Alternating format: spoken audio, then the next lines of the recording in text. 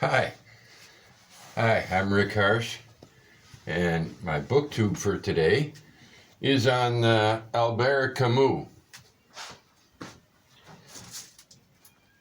He wrote a book called The Stranger, which is one of the great 20th century little novels.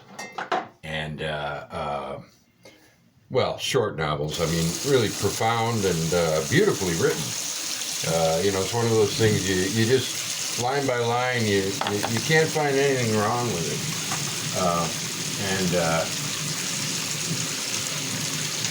It's amazing that such a talented writer, such a brilliant writer, could write so badly in one of his other books. I gotta wash my hair today. But first, I'm going to have to shave. I hope you don't mind. I got to get a couple of things done. It's a busy day. And so, the thing about the fall, that's the bad one. Got a nice idea. And, if you haven't read it, I won't spoil it for you. But it's a tavern confession novel. One of my favorite forms. I've written two, both better than The Fall. But then again, that's not saying much. Might sound like I'm tooting my own horn here. It's Palmolive Old Fashioned. I don't need much. I just gotta get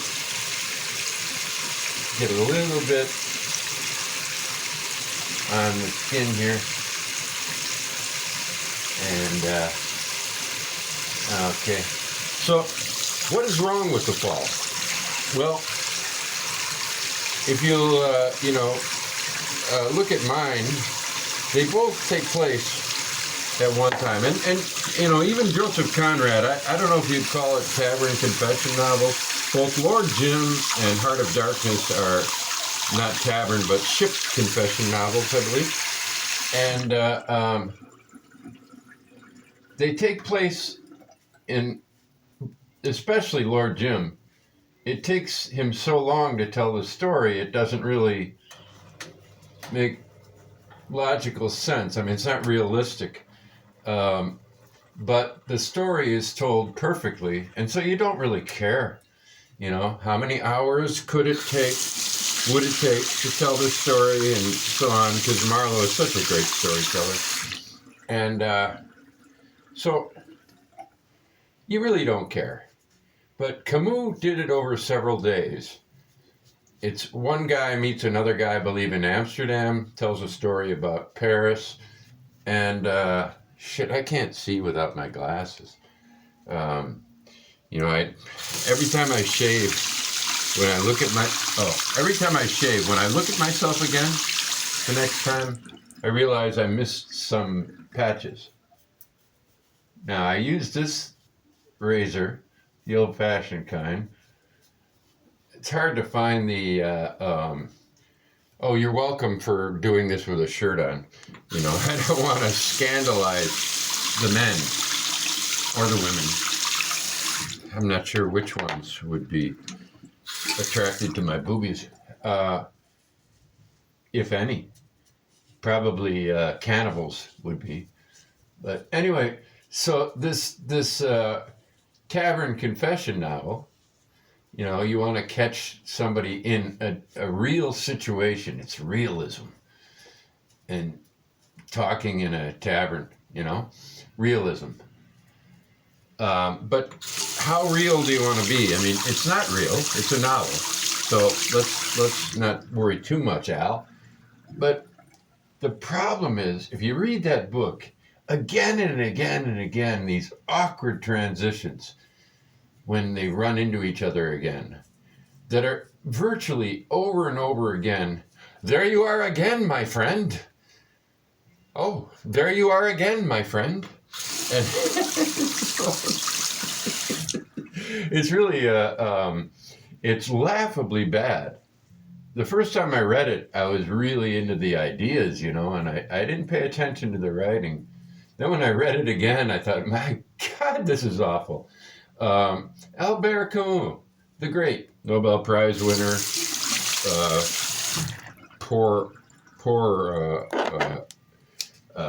driver, and but all around great guy. Little funny about that Algerian situation.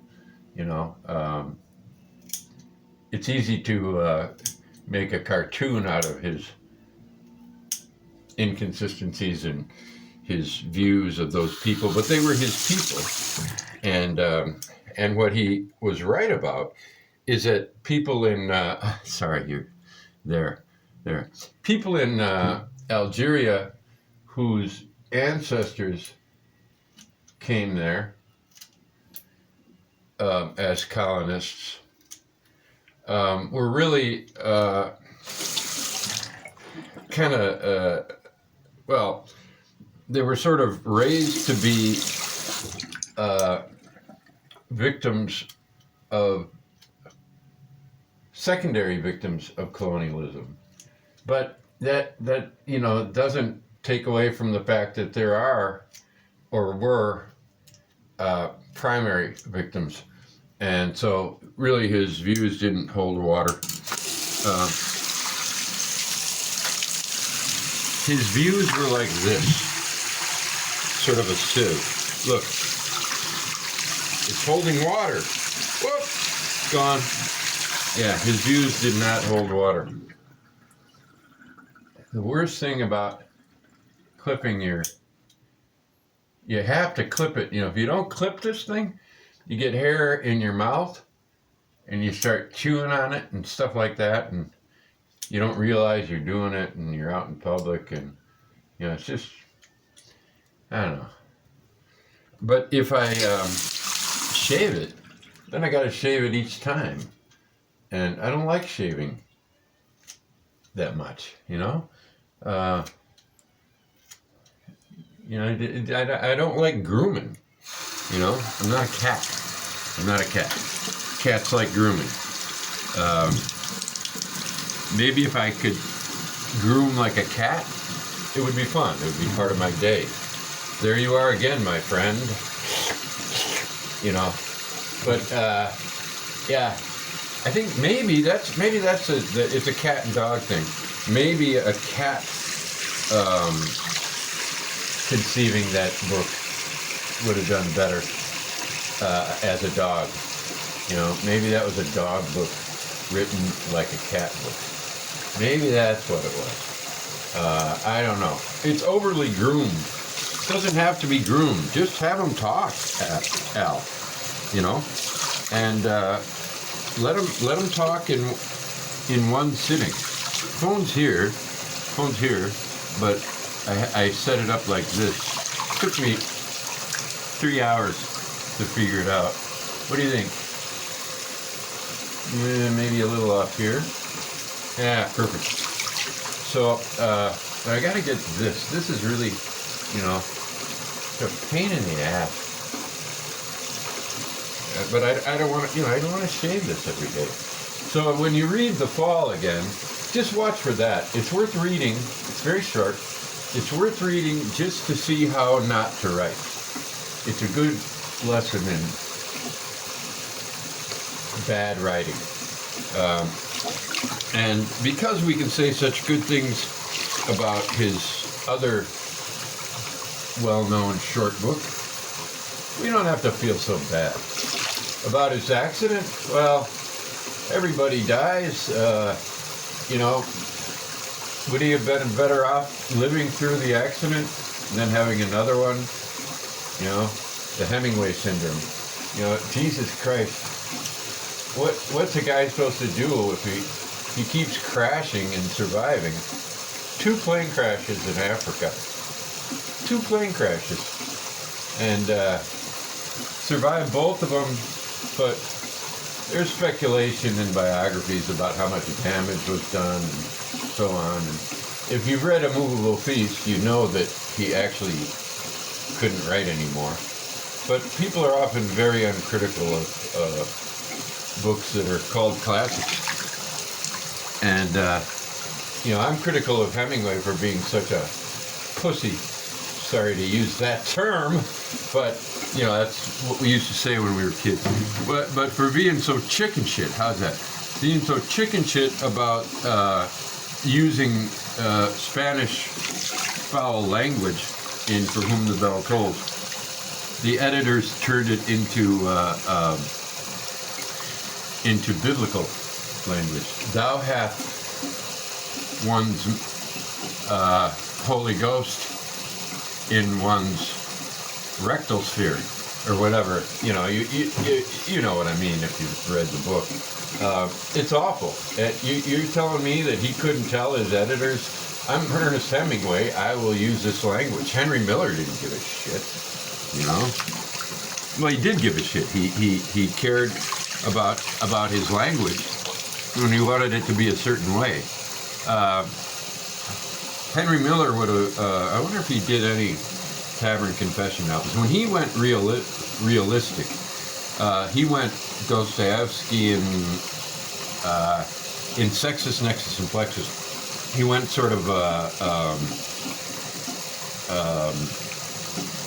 I don't know, I would call it maybe Brooklyn Dostoevskian realism. Did it work? Well, they aren't as good as Dostoevsky, but they're interesting. He didn't do the same thing that he did in the other, in his best books, Cancer and Black Spring. But then again, should he have? I don't know. I read the books twice, all three of them, and I liked Sexus best, Plexus second, I think. But anyway, it was the one I liked second. So, for a close shave, use Palmolive Old Fashioned. You need a little bit, so it lasts for a long time. And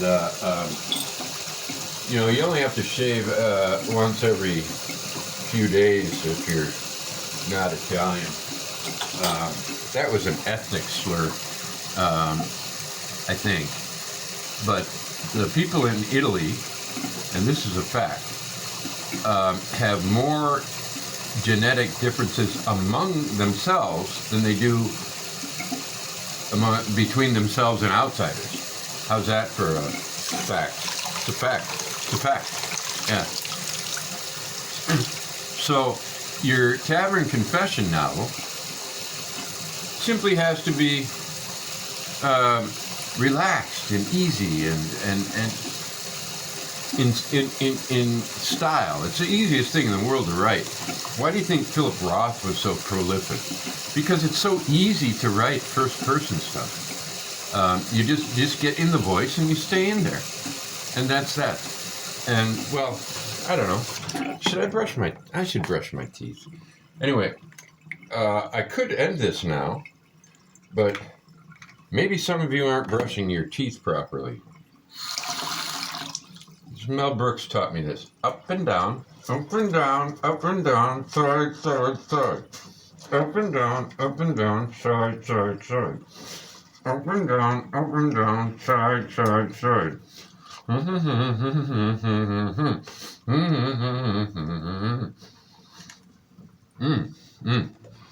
Pain in the roof of my mouth.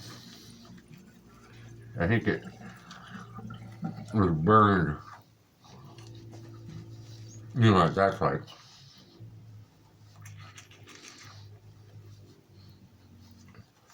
There you are again, my friend.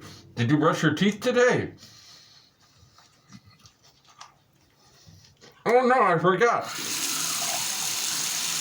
Don't worry. I brought my toothbrush with me.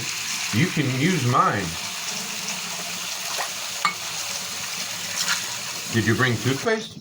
No, I didn't bring toothpaste, but you know what? Just use soap and don't swallow it. Same effect. And there you have your Tavern Confession novel. I really have to keep going until I dry my hands. I clean the sink out of the hair, or the hair out of the sink. And and I have to have my dry hands before I can manhandle the phone. But really, I'm not telling you to read my Tavern Confession novels. Read Conrad's boat confession novels, and you'll see the difference. Conrad doesn't give a shit about the pretenses of time, but he does give a shit about the continuity of the prose, and he's extremely good at it, and he knows how to stop. And now and then, there'll be an atmospheric of Marlowe telling the story, and he's just the best at that. Outside of me, mine are just as good. Well, not the atmospherics though, because I don't need that, because I'm doing it in a more or less timely fashion, and I just don't worry about it. I don't stop and pull back when I'm doing these, or not very often, and not in the way that he does. But anyway, don't read The Fall 3 times. Read it a second time to see what I'm saying and see how true it is, and then just say, that book sucks. Man, what an overrated book. See you later.